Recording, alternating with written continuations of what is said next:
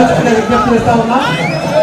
అదేవిధంగా మాజీ మంత్రివర్యులు సూర్యాపేట శాసనసభ్యులు ఉమ్మడి నల్గొండ జిల్లా అభివృద్ధి ప్రదాత గుండగల జగదీష్ రెడ్డి గారిని కూడా వేదిక మీదకి రావాల్సిందిగా విజ్ఞప్తి చేస్తా ఉన్నా. మాజీ రాష్ట్ర సభ్యులు పేరు పేరున అందరికీ శిరస్సు వంచి హృదయపూర్వకంగా నమస్కారం. శిరస్సు వంచి నమస్కారం ఎందుకు చేస్తున్నా అంటే ఈ గెలుపు ఖచ్చితంగా మీది మాత్రమే, మీరు మాత్రమే కొట్లాడి గెలిచినారు. కేసీఆర్ గారి స్ఫూర్తితో ఎవరు సహకరించినా సహకరించకపోయినా మా నాయకుడు కేసీఆర్ గారు అందించిన పోరాట స్ఫూర్తితో మేము కొట్లాడతామని చెప్పి అధికార పార్టీ ఆగడాలను, అధికార పార్టీ అరాచకాలను అన్నిటిని ఎదుర్కొని, వాళ్ళ గూండాగిరిని, పోలీసు పవర్ను అన్నిటిని ఎదుర్కొని మీరు అద్భుతంగా వీరోచితంగా పోరాటం చేసినందుకు గట్టిగా చప్పట్లతో ఇక్కడ ఉన్న వాళ్ళందరూ మొత్తం నల్లగొండ జిల్లా మొత్తం వినబడేటట్టు వారికి అభినందనలు చెప్పాలని కోరుతా ఉన్నా. గెలిచిన వారికి, స్వల్ప తేడాతో ఓడిన వారికి, గెలిచి ఓడిన వారికి పేరు పేరున అందరికీ అభినందనలు. గెలిచి ఓడిన వారు అని ఎందుకంటున్నా అంటే దగ్గర ఇప్పుడే మా భూపాల్ రెడ్డి అన్న చెప్పినట్టు ఒక 1000-1500 గ్రామాల్లో నిజానికి మనం గెలిచినాం. కానీ లంగతనంతో చిల్లర మల్లర మరి అధికారులను అడ్డం పెట్టుకొని కావాలని తిమ్మిని బమ్మిని చేసి గెలిచిన వాళ్ళని కూడా ఓడిపోయినట్టుగా రీకౌంటింగ్ లో ఓడగొట్టింది కాంగ్రెస్ ప్రభుత్వం. అయినప్పటికీ దాదాపు రాష్ట్ర వ్యాప్తంగా చూసినట్టయితే మరి ముఖ్యమంత్రి కాలికి బల్పం కట్టుకొని 2 ఏళ్ల విజయోత్సవాల పేరిట జిల్లా జిల్లా తిరిగిండు. స్థానికంగా ఉండే ఎమ్మెల్యేలు బెదిరించిండ్రు. మీకు ఇందిరమ్మ ఇండ్లు రావు, ఫలానా పథకం రాదు, ఫలానా పథకం రాదు అని బెదిరించిండ్రు. కాలికి బల్బం కట్టుకుని ఎమ్మెల్యేలు, అధికార పార్టీ ఎమ్మెల్యేలు ఊరూరు తిరిగిండ్రు. ఇంకా చాలా రకాలుగా అధికార యంత్రాంగాన్ని అడ్డం పెట్టుకొని బెదిరించినారు. ఇన్ని చేసినా రాష్ట్ర వ్యాప్తంగా నిజాయితీగా కనుక ఎన్నికలు జరిగింటే 60% టచ్ అయ్యేది. అయినప్పటికీ దగ్గర 35-40% స్థానాల్లో ఇవాళ బీఆర్ఎస్ గెలిచింది అంటే దానికి కారణం మీరు మీరు మీరు అనే మాట మళ్ళొక్కసారి నేను విజ్ఞప్తి చేస్తా ఉన్నా. నిజంగా మీ పోరాట స్ఫూర్తి ఇలా పార్టీ నాయకత్వం మొత్తానికి కొత్త ఉత్సాహం ఇచ్చింది. కాంగ్రెస్ పార్టీకి ముచ్చెమటలు పట్టించింది. అందుకే జిల్లా పరిషత్ ఎన్నికలు పెట్టాలంటే, మండల పరిషత్ ఎన్నికలు పెట్టాలంటే కాంగ్రెస్ ముఖ్యమంత్రికి, కాంగ్రెస్ పార్టీకి భయమయ్యి ఇలా తప్పించుకొని పారిపోతా ఉన్నారు. చూస్తా ఉన్నారు మీరు.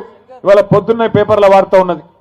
సహకార సంఘాలకు ఎన్నికలు పెట్టాలా, రైతులకు నిజంగానే ముఖ్యమంత్రి గారు కాంగ్రెస్ ప్రభుత్వం ఏదైనా మంచి చేసింటే సహకార సంఘాలకు ఎన్నికలు పెట్టి ఉండాలి. ఈరోజు రైతు దినోత్సవం కూడా, జాతీయ రైతు దినోత్సవం ఈరోజు.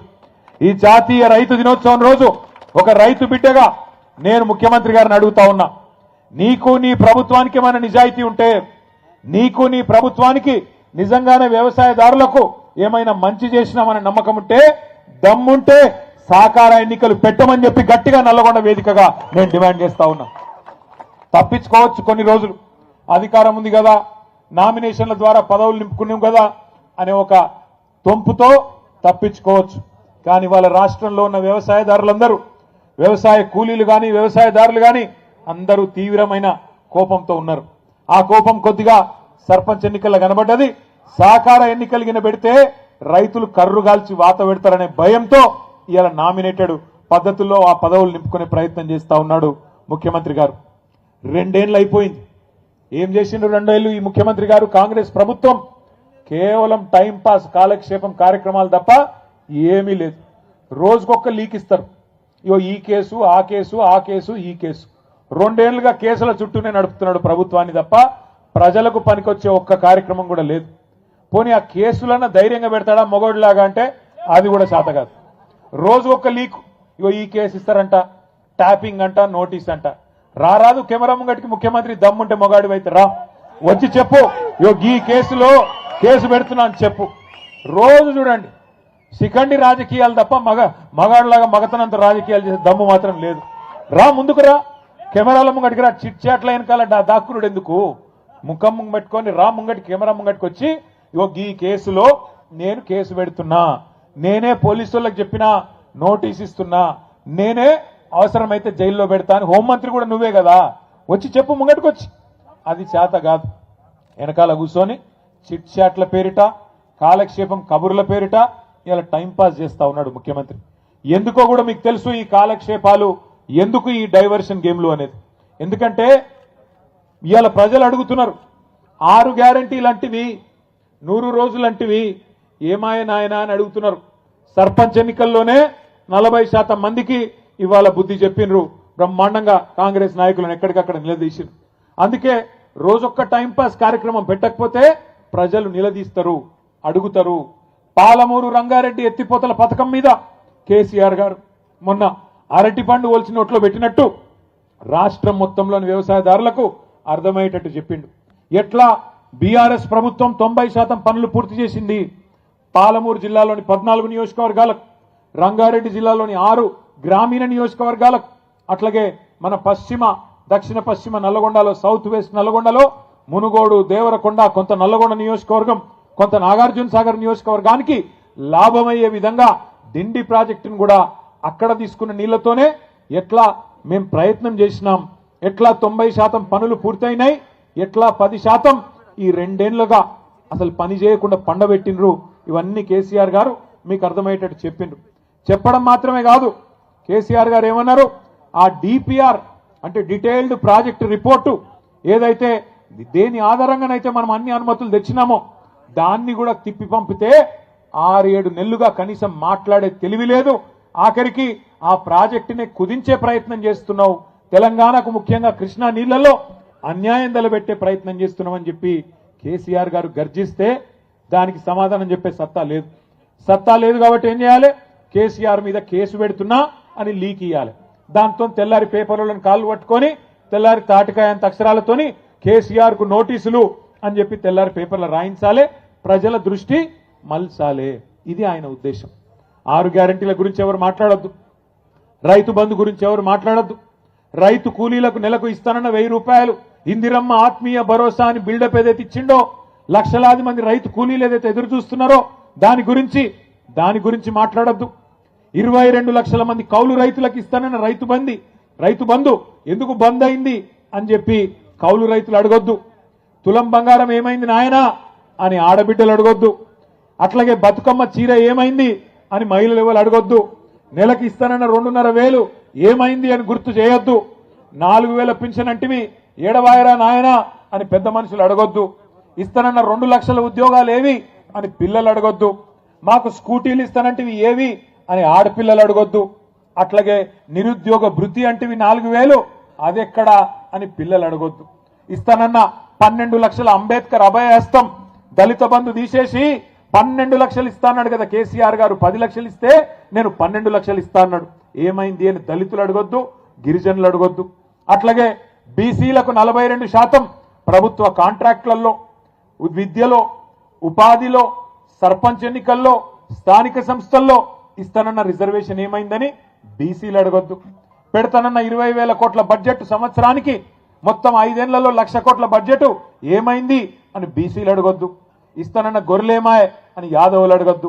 తెస్తానన్న చేపలేడవాయ్ అని ముదిరాజులు గంగపుత్రులు అడగొద్దు. బీసీ డీలకెళ్ళి ఏలకు మారుస్తానో కదా ఏమాయ్ అని ముదిరాజులు అడగొద్దు. ఇట్లా 420 హామీలు ఏవైతున్నాయో వీటన్నిటి నుంచి దృష్టి మళ్లించాలంటే ఏం చేయాలి, కేసీఆర్ కు నోటీసులు ఇవ్వాలి. అందుకే ఇలా నోటీసులు ఇచ్చి ప్రజలను మళ్ళొక్కసారి పత్రికలను మేనేజ్ చేసి, టీవీలను మేనేజ్ చేసి గందరగోళం చేసే ప్రయత్నం చేస్తున్నాడు ముఖ్యమంత్రి. దయచేసి నేను మీ అందరికి ఒకటే విజ్ఞప్తి చేస్తున్నా. మహాభారతంలో చెప్తారు, అర్జునుడు విలువిద్య నేర్చుకునేటప్పుడు ఒకటే మాట చెప్తారట వాళ్ళ గురువు గారు ద్రోణాచార్యుడు. ఏమని, నీ మొత్తం దృష్టి చిలుక కన్ను మీదనే ఉండాలి, కొడితే చిలుక కన్నునే కొట్టాలి తప్ప ఇంకేది కనబడద్దు. చెట్టు కనబడద్దు, చెట్టు మీద ఉన్న దానికి ఉన్న మరి కొమ్మలు కనబడద్దు, కొమ్మ చుట్టూ ఉన్న ఆకులు కనబడద్దు, ఏది కనబడద్దు. ఆ చెట్టు మీద కూర్చున్న చిలుక కన్నుకే కొట్టాలని చెప్పి తదేక దీక్షతోని దృష్టి పెట్టి కొట్టుమనేదైతే చెప్తాడో మన కేసీఆర్ గారు కూడా మీకు అదే చెప్పమని చెప్పిండు నల్లగొండలో. ఒకటి మన దృష్టి, మన మీద ఎన్నెన్న కేసులు పెట్టుకొని, కేసులు పెట్టని, అవసరమైతే జైలుకు పంపని, ఏమన్నా కానీ కాంగ్రెస్ ను మాత్రం ప్రజాక్షేత్రంలో 420 హామీలు అమలు చేసేదాకా, నల్లగొండ మహబూబ్ నగర్ జిల్లా రైతాంగానికి కృష్ణా జలాల్లో న్యాయం జరిగేదాకా వదిలిపెట్టే సమస్య లేదు. పోరాటం ఎంత దాకైనా పోదామనే మాట కూడా నేను మళ్ళొక్కసారి మీకు విజ్ఞప్తి చేస్తా ఉన్నా. భయపడకండి, ఎవ్వలతోనేం కాదు. కాంగ్రెస్ వాళ్ళకంత ధైర్యం కూడా లేదు. కేసీఆర్ గారు గర్జిస్తే ఈ జిల్లా మంత్రులు నీళ్ల మంత్రి కూడా ఈ జిల్లాలోనే ఉన్నాడు. పాపం ఆయనకు నీళ్ల గురించి కూడా తెలియదు. నిన్న ప్రెస్ మీట్ పెట్టి నేను చూస్తా ఉంటా. ఆయనకి ఏం తెలియదు. ఏమన్నా అంటే నేను ప్రిపేర్ అయ్యి రాలే రేపు వస్తా అంటాడు. మళ్ళా ఒక ఆయననేమో ప్రిపేర్ అయ్యి రాడు, ఇంకొక ఆయనేమో నీళ్లు వాటర్ నేను ఎక్కువ చెప్పా ఆయన గురించి. కిసంటోళ్ళు ఈ జిల్లా మంత్రులు ఏం తెలుసు వీళ్ళకు? నీళ్ల గురించి తెలుసా? ప్రజల అవస్థల గురించి తెలుసా? అడ్డమైన అబద్ధాలు చెప్పి అర్రాసు పాటవాడి ఇవాళ అడ్డదారిలో అధికారంలోకి వచ్చి కూర్చున్నారు. మీదికెళ్ళి ఇవాళ హుంకరిస్తా ఉన్నారు, బెదిరించే ప్రయత్నం చేస్తున్నారు. బెదిరింపులు అంటే మామూలు బెదిరింపులు కాదు. ఇక్కడ ఎల్లారెడ్డిగూడెంలో ఎల్లమ్మగూడెంలో యాదగిరిని ఏ రకంగా అవమానించినరో ఒక యాదవ సోదరుణ్ణి మీ కళ్ళ ముంగట్నే ఉన్నది. లింగంపల్లిలో సూర్యాపేట జిల్లాలోని నూతనకల్లి మండలం లింగంపల్లిలో మల్లయ్య యాదవ్ గారిని కిరాతకంగా హత్య చేసినారు. అట్లాగే చిన్న కాపర్తిలో ఇప్పుడే లింగయ్య గారు చెప్పినట్టు గెలిచిన వాళ్లను పోస్టల్ బ్యాలెట్లను లెక్క పెట్టకుండా ఓడించినట్టు ప్రకటించినారు. అట్లా చాలా గ్రామాల్లో, ఇక్కడ నారాయణపురంలో కానీ ఇంకా చాలా గ్రామాలలో ఇవాళ ఈ అరాచకంతో రీకౌంటింగ్ చేసి మొదలు గెలిచిన వాళ్లను తర్వాత ఓడిపోయిన వాళ్ళుగా ప్రకటించి ఆ రకంగా కూడా అన్యాయం చేసినారు.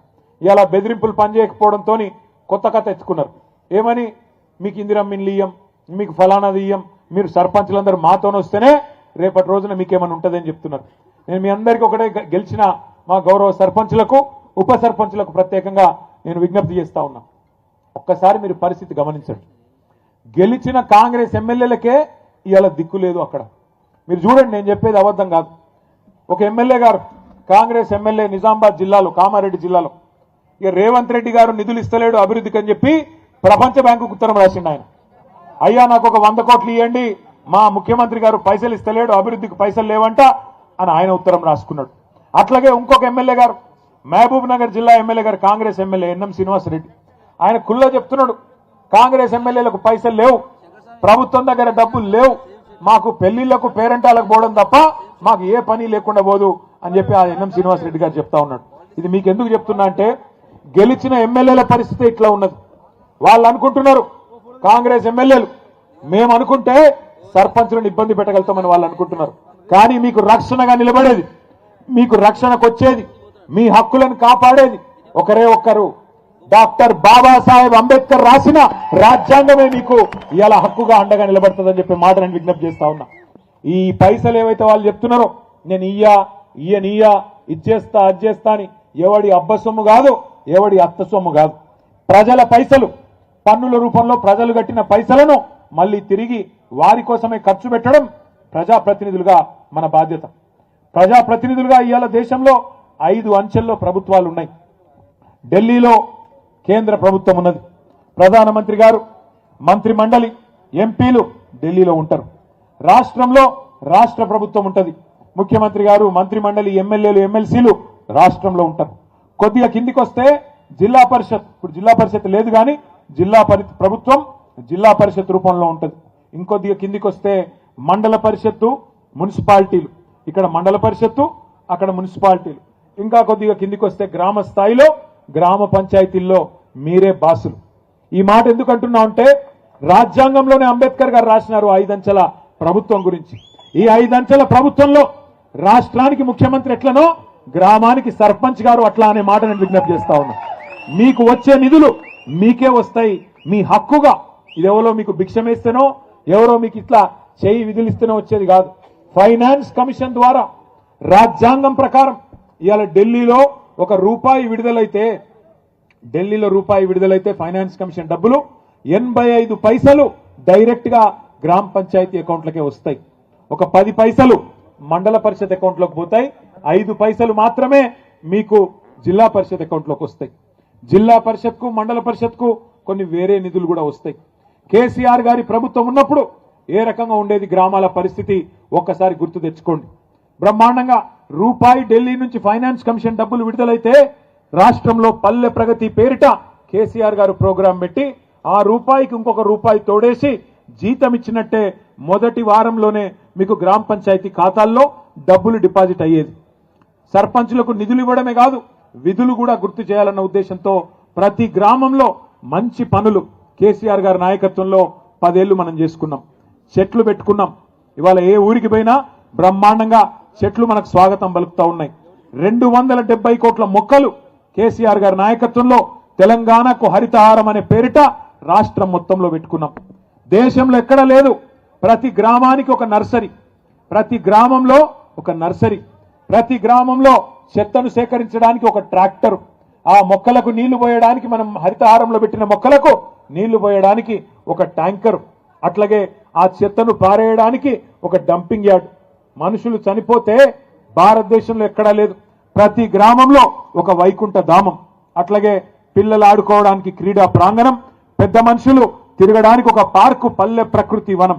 భారతదేశంలో ఎక్కడా ఒక గ్రామంలో ఇన్ని సౌలతులు లేవు. అందుకే కేసీఆర్ గారి నాయకత్వంలో తెలంగాణ పల్లెలను మనం అద్భుతంగా మార్చుకున్నాం. కాబట్టే భారతదేశంలో ఉత్తమ గ్రామ పంచాయతీలు ఎక్కడ ఉన్నాయి అని కేంద్ర ప్రభుత్వం లెక్కదీస్తే టాప్ 20 మొదటి 20 ఎక్కడున్నాయని లెక్కదీస్తే 20కి 20 తెలంగాణలో ఉన్నాయి కేసీఆర్ గారి నాయకత్వంలో అని కేంద్ర ప్రభుత్వమే మనకు కితాబిచ్చింది. 3% కంటే తక్కువ జనాభా భారతదేశంలో తెలంగాణది. కానీ ఉత్తమ గ్రామ పంచాయతీలకు అవార్డులు ఇస్తే జాతీయ పంచాయతీరాజ్ దినోత్సవం నాడు 3% జనాభా ఉన్న తెలంగాణ 30% అవార్డులు గెలుచుకున్నది అంటే దానికి కేసీఆర్ గారి దక్షత, నాయకత్వ పటిమనే కారణం. ఇవాళ సర్పంచులను నేను కోరుతా ఉన్నా, కేసీఆర్ గారు ముఖ్యమంత్రిగా లేకపోవచ్చు, కానీ వారు చూపిన బాట మీ కళ్ళ ముంగట్నే ఉన్నది. ఊరుని ఎట్లా నడపాలి, ఎట్లా పారిశుద్ధ్యం మెయింటైన్ చేయాలి, ఎట్లా నీళ్లు అందించాలి అని మీకోసం ఊరూరా ట్యాంకులు కట్టిండు. ఒకప్పుడు నాకు బాగా గుర్తున్నది, 2009లో నేను మొదటిసారి ఎమ్మెల్యే అయింది కూడా ఎండాకాలం, ఏప్రిల్ మేలో గెలిచినాం. గెలిచినాక ప్రామిస్ చెప్తున్నా, మీకు నంబర్ నేను చెప్తే ఊరికి పోవాలంటే భయం అవుతుండే. ఎండాకాలంలో ఊరికి పోతే ఎక్కడికక్కడ రోడ్డు కడ్డంగా ఖాళీ కుండలు, ఖాళీ బిందెలు, మొత్తం మహిళలందరూ అడ్డం తిరిగేది. అన్నా మా ఊర్లో నీళ్లు లేవు, మా ఊర్లో 2 బోర్లు లేపి 2 మోటార్లు పెట్టి అని గడుబడి చేసేది. ఇలా మీరు అదృష్టవంతులు సర్పంచులు, మీకు ఆ బాధ లేదు. మిషన్ భగీరథ పేరుతో 40,000 కోట్లతో ఇదే నల్లగొండ జిల్లాలో ఉన్న ఫ్లోరోసిస్ ను రూపు మాపిన నాయకుడు మన నాయకుడు కేసీఆర్ గారు. ఇంటింటికి నల్లా పెట్టి కృష్ణా నీళ్లను తీసుకొచ్చి మా ఆడబిడ్డలకు ఇవాళ గోస లేకుండా చేసిన నాయకుడు కేసీఆర్ గారు. అందుకే అంటున్నా నేను, మీకు గతంలో ఉండే సర్పంచులకు ఉండే బాధ గోస మీకు లేదు. లేకపోతే ఎండాకాలం వచ్చింది అంటే సర్పంచుల బాధ అంతా ఏ బాయి కిరాయికి తీసుకోవాలి, ఏ వ్యవసాయ బాయిని తీసుకొని వాటి కిరాయి ఎట్లా ఇవ్వాలి, ఎట్లా మోటార్లు పెట్టాలి, ఎట్లా నీళ్లు అందించాలి, ఇదే బాట ఉంటుండే. ఇక పట్టణాల్లో అయితే వాటర్ ట్యాంకర్లు తప్ప ఇంకో దిక్కు లేకుండే. ఇలా బాధ పోయింది. అట్లే కరెంటు కష్టం ఉండే, ఆ కరెంటు కష్టం కూడా పోయింది. ట్రాన్స్ఫారంలు కాలుడు, మోటార్లు వేలుడు, ఈ లొల్లెంత పోయింది. మళ్ళా కాంగ్రెస్ అనే దరిద్రం వచ్చినాక మళ్ళీ శురువైంది, నాకు తెలుసు. ఇదంతా ఎందుకు చెప్తున్నా మీకంటే, కేసీఆర్ గారు మీకు చూపెట్టిన బాట మీకు కళ్ళ ముంగటుంది. ఊరు ఎట్లా పరిశుభ్రంగా ఉండాలి, చెట్లు ఎట్లా పెంచాలి, ఊరిలో కార్యక్రమాలు ఎట్లా చేయాలి, ఇవన్నీ కూడా మీ అందరికి అవగాహన ఉంది. కానీ ఒక్క విషయం దయచేసి గుర్తుపెట్టుకోండి, ఇందిరమ్మ ఇండ్లైనా ఇంకోటైనా పెన్షన్లు ఇచ్చేదైనా ఇంకోటైనా అదెవరో మీ ఎమ్మెల్యేనో ఎంపీనో ఎవరో చేసే పని కాదు. ఆ కార్యక్రమం కూడా మీరే బాసులు. దానికి ఎక్కడ పెట్టాలి లిస్టు? ఇందిరమ్మ ఇండ్ల లబ్ధిదారులది ఎక్కడ పెట్టాలి? గ్రామ పంచాయతీలో. ఎవరు తీర్మానం చేయాలి? మీరే తీర్మానం చేస్తే లెక్క చెల్లుతుంది తప్ప నిన్నటి దాకా ఒక లెక్క, రేపటి నుంచి ఒక లెక్క అనే మాటను గుర్తు చేస్తున్నాం. నిన్నటి దాకా మీరు లేరు, వాళ్ళు ఆడింది ఆట, పాడింది పాట. ఇప్పుడు మీరు వచ్చిండ్రు 1-2 రాలే మీరు. ఇగో మీ జిల్లాలో ఎంతమంది వచ్చిర్రంటే కొద్దిగా అనుమాన పక్షులు ఎక్కువ ఉన్నారు కాంగ్రెస్ వాళ్ళు కాబట్టి చదువుతున్నాం. నల్లగొండలో 23 మంది సర్పంచులు నల్లగొండ నియోజకవర్గంలో, ఎందుకంటే ఇక్కడ సర్పంచుల సంఖ్యనే తక్కువ. మిర్యాలగూడలో 40, నాగార్జున సాగర్ లో 39, దేవరకొండలో 70, నకిరేకల్లో 27. దేవరకొండలు జోష్ మీద రా. మరి తాండాలను గ్రామ పంచాయతీలు చేసిందే కేసీఆర్ గారు. ఇవాళ మీ తాండాలో మీ రాజ్యం వచ్చిందంటే మా నాయకులు, మా రవీంద్ర నాయక్ అన్న గాని మా నాయకులందరూ ఇవాళ ఏ ఊరికి ఆ ఊరు సర్పంచులు అవుతున్నారంటేనే దానికి కారణం ఎవరు? 6% నుంచి 10% రిజర్వేషన్ పెంచింది ఎవరు? 3,400 గిరిజన తాండాలు, గూడాలు గ్రామ పంచాయతీలు చేసింది ఎవరు? అట్లాగే నకిరేకల్లో 27, మునుగోడులో అవి కలిపిన అవి కలిపితే 42, కలపకపోతే 27. ఎందుకంటే కలిపితే ఆ జిల్లా మన భువనగిరి జిల్లాలో కూడా అన్న కలిపి చెప్తున్నాడు. మొత్తం నియోజకవర్గం 42, ఈ జిల్లాలో వచ్చేటిది 27, మునుగోడులో 43, తుంగతుర్తిలో ఈ జిల్లాలోకి వచ్చేటిది 8. మొత్తం కలిపి 250 గ్రామ పంచాయతీలు ఒక్క నల్లగొండ జిల్లాలో మనం గెలుచుకున్నాం. సాధారణంగా అధికార పార్టీ ఎటుంటే గటే ఓటేస్తారు. ఎందుకు పంచాయతీ అనుకుంటారు ప్రజలు కూడా. ఎందుకంటే మళ్ళా 3 ఏళ్లు కేసీఆర్ గారు మళ్ళీ ఆ ఎలక్షన్లో చూసుకుందాం తీ అనుకుంటారు. కానీ ఈ ప్రభుత్వం మీద ఎంత కోపం ఉందంటే, ఈ ప్రభుత్వం మీద ఎప్పుడు ఎలక్షన్ వస్తుందా, ఎప్పుడు కర్రు కాల్చి వాత పెడదాం అన్నంత కోపంగా ఉన్నారు. ఎందుకంటే ఇటువంటి మాటలు, ఇట్లాంటి ముఖ్యమంత్రిని బహుశా ఎవరు చూసి ఉండరు. మనం కూడా చూసినాం, ఎన్టీ రామారావు గారిని చూసినాం, తర్వాత చంద్రబాబు నాయుడు గారిని చూసినాం, ఆ తర్వాత రాజశేఖర్ రెడ్డి గారు, రోషయ్య గారు, కిరణ్ కుమార్ రెడ్డి గారు, ఆ తర్వాత కేసీఆర్ గారిని, ఒక 6-7 ముఖ్యమంత్రుల్ని నేను కూడా నా కళ్ళతో చూసినా. కానీ ఇట్లాంటి ముఖ్యమంత్రిని మాత్రం నేను జీవితంలో చూడలే. ఏం మాటలు అవి, ఎంత వెకిలి వేషాలు. ఎవరైనా ఒక్కసారి ఆలోచన చేయండి. ఏమయ్యా ముఖ్యమంత్రి గారు, 4,000 రూపాయల పెన్షన్ ఏమైందంటే ఏమంటాడు, నీ గుడ్లు వీకి గోటీలు ఆడతా. మరి మా ఆడబిడ్డలు ఏమైనా 2,500 అంటే నీ పేగులు తీసి మెడలు వేసుకుంటా. ఏమైందా ముఖ్యమంత్రి, అమలు చేస్తేలో 6 గ్యారంటీలు అంటే నన్ను ఢిల్లీకి పోతే చెప్పులు ఎత్తుకపోతానేమని దొంగ లెక్క చూస్తున్నారు. ఇక ఈయన మన ముఖ్యమంత్రి, మన కర్మానికి. లంకె బిందెలు ఉంటాయనుకొని సెక్రటేరియట్కి వచ్చిందంట, లంకె బిందెలు ఉంటాయనుకొని సెక్రటేరియట్కి వచ్చిందంట. వెనకటికి ఎవడో ముఖం బాగాలేకపోతే అద్దం బల కొట్టిందంట. గట్లున్నది ఈయన కథ. ఎందుకు చెప్తున్నా ఈ మాట అంటే, ఒకటే దొంగ ప్రచారం నేర్చుకున్నారు కాంగ్రెస్ వాళ్ళంతా. కిందికేంచి మీద దాకా ఊళ్ళల్లో మొదలు పెడితే కాంగ్రెస్ వాడు ముఖ్యమంత్రి దాకా ఒకటే ప్రచారం. ఓ కేసీఆర్ అప్పులపాలు చేసిపోయింది, అప్పులపాలు చేసిపోయింది, అప్పులపాలు చేసిపోయింది. ఏడ అప్పులపాలు చేసిండు నేను చెప్తలేను కదా. నిన్నగాక మొన్న బీజేపీ ఎంపీ ఒక ఆయన ప్రశ్న అడిగిండు కేంద్ర ప్రభుత్వాన్ని, కేసీఆర్ చేసిన అప్పెంత? ఎందుకంటే ముఖ్యమంత్రి ఏదో లెక్కలు చెప్తుండు, నిజమా కాదా అని చెప్పి మోడీ ప్రభుత్వాన్ని వాళ్ళ ఎంపీ అడిగిండు.